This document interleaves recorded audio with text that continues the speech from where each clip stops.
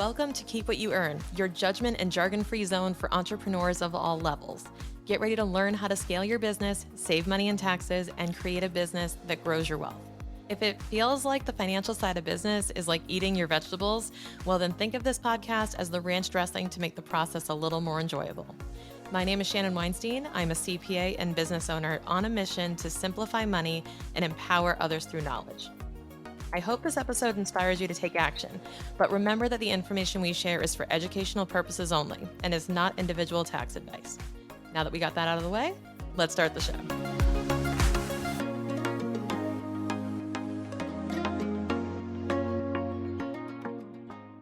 While you're in growth mode in your business, it's pretty hard to think about the idea of selling it or saying goodbye to it, right? It's kind of like when you have a newborn baby, you don't think about graduation day.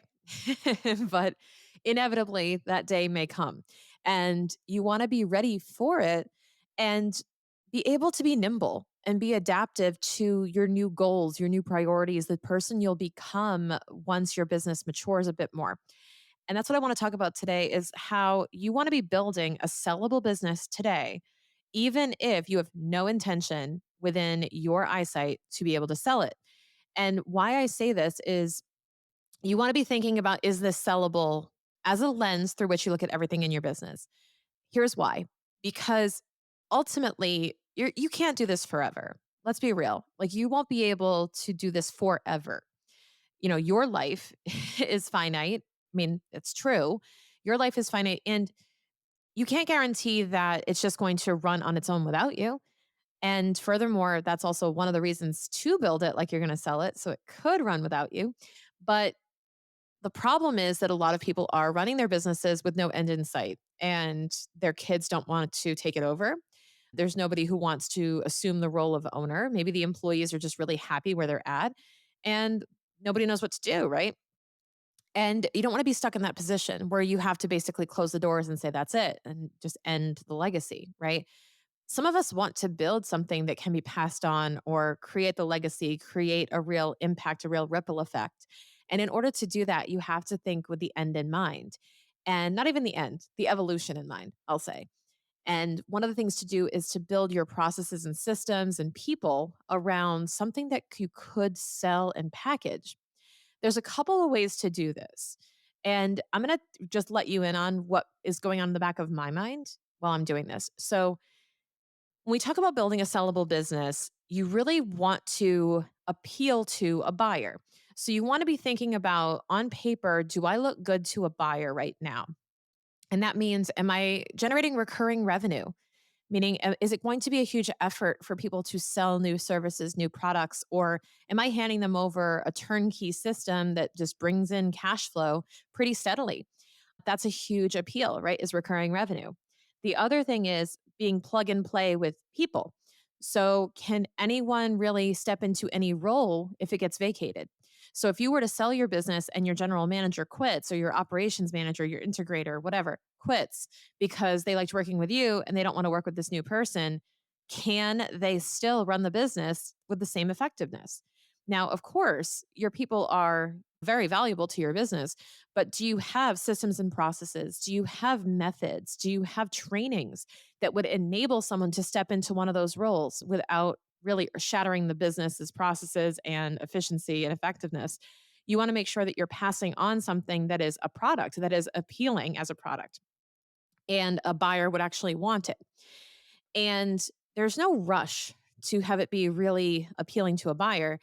Admittedly, my company is not super attractive to a buyer right now, but I'm always thinking about the future state of how can I get it closer to being appealing to a buyer? And it's a process. It's a process. It's not going to happen on day one. It's not going to happen in year one. So, Fitnancial, just fully transparent, Fitnancial, what I'm trying to do with Fitnancial is, yes, eventually it would be cool to sell it, but here's how I plan to do that. I would never sell my current clients. They are not commodities to sell. They are relationships. So a lot of accountants will just sell their client list. I've never really agreed sort of ethically with that fundamentally. I think that's weird, but I'm also weird as an accountant. So there you go. What I would do is I would create a fractional CFO firm that did exceptionally well with client relationships, that had a method to deliver what clients are looking for when and with the right level of support, where they felt taken care of, they felt like they got a different experience than they normally would from a CPA firm, that we really differentiate on the relationship front and the availability and the nurturing and all of that. So we really do exceptional service. In order to deliver exceptional service, however, it has involved me being involved in nearly everything. And it has involved being really attentive to their needs. So if you think about it, I have a first class cabin of CFO clients, which means I only have about 12 seats to fill. If I have more than that, then I won't be able to serve them with the same level of attention. So, based on that, I'm kind of capping myself. But here's the thing, in the process of building this first class cabin method, I can then jot down what I'm doing, how I'm doing it, how I'm delivering it, how the pricing structure works, how the offers work, what's included, what's not included, what has to happen at every stage of every month in order to deliver our service, mechanically, how the assembly line works, how the team interacts with each other, what tools we use, right? Our tech stack. If I have all of this documented in terms of the recipe, right? The recipe on how to deliver my CFO service, I can sell that. I don't have to sell my CFO practice. I can sell my recipes. So you don't have to sell your restaurant, you can sell your recipes. You can sell the method. You could trademark it. You could even license it. So you could franchise it, right? This is literally how franchises work. The franchise that starts the whole thing figures out how to unlock the right level of service, the right brand, the right, message to the T. And then they basically copy and paste. They say, "Hey, franchise owner, do you want to do this too? Here's the entire playbook on how we did it. And if you follow this to the T, you'll be just as successful. In fact, you have to if it's franchise. But if I were to license out my processes or I were to sell my processes, I could make great money doing that while also serving my clients that I want to in the capacity that I want to." And I think that's the goal. Is I never want to sell off my clients. I would never want to do that. The only way I would ever do that is if they were working with a CFO that worked with me and that they knew and loved as well, that they were just as cared for. They were just as happy with another person that I had connected them to. That's the only way I'm going to do that. But if I were to sell my methods to another CFO, they could initiate their own relationships with their own clients. They could market their own services in a certain way. They could leverage my branding to be able to do that, knowing that Shannon wasn't going to be the one serving them, right? Because that would remove me from the branding. And I think that would be super cool if Fitnancial Solutions, or if we rebranded it, whatever, could offer some type of a fractional CFO service under a common method. Now, am I close to getting there? Absolutely not. But am I acting every day like that's what's going to happen? I am.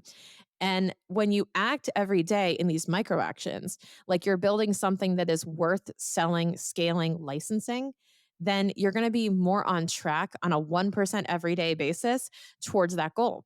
So you really just have to be thinking about, how could I take a small action today to better position myself for the future decisions I'm going to make that I haven't even dreamt of yet.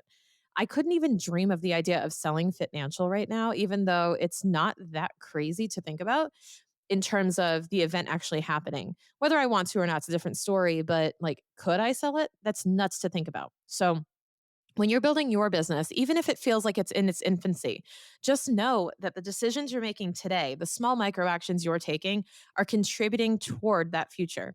So you want to be thinking ahead and saying, how can I leverage the decisions I'm making today to better position myself in the future for the firm, for the practice, for the business, that I want to build? And that's what we're always thinking about. So I hope this inspires you to take a few actions today to move you closer to that goal. And remember, you don't have to want to sell your business today to want to build a sellable business for the future.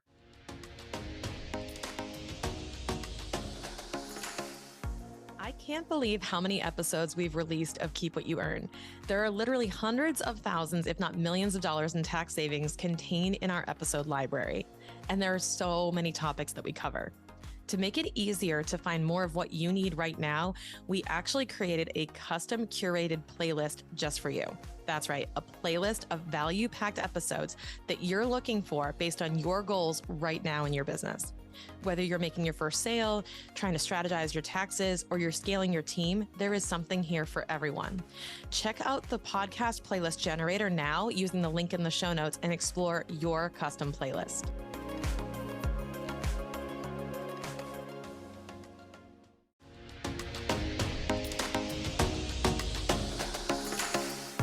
Thank you so much for listening. If you enjoyed this episode, please leave a rating and review on your podcast platform.